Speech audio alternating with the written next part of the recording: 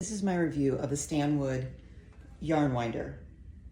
This takes skeins and turns them into cakes of yarn.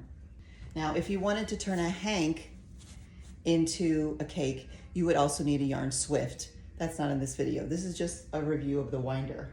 So I'm going to show you how it works.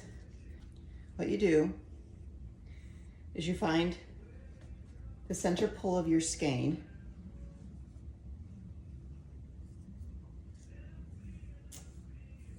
and there's a little like pigtail here that you wind the yarn through. It's a guide. And then here is an arm with an eyelet right here on the end. And you feed that through the eyelet. And there's a slit at the top of this cone that holds the yarn in. Okay? So once you have that securely in place, you just start to turn the handle.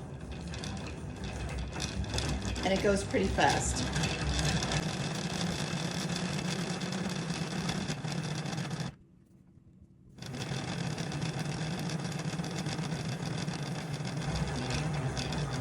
Now, once you get towards the end of your skein, if you're pulling from the center, you want to slow down because it could easily knot up.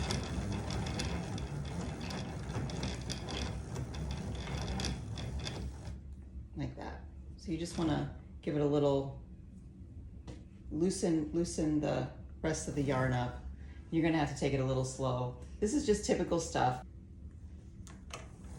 We all know what yarn barf is.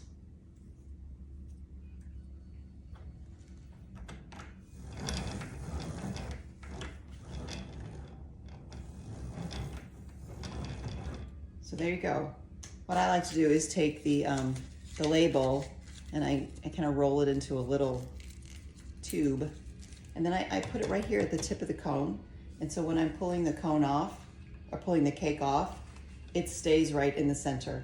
So it's a great tool. It makes your knitting and crocheting very efficient, and I recommend it.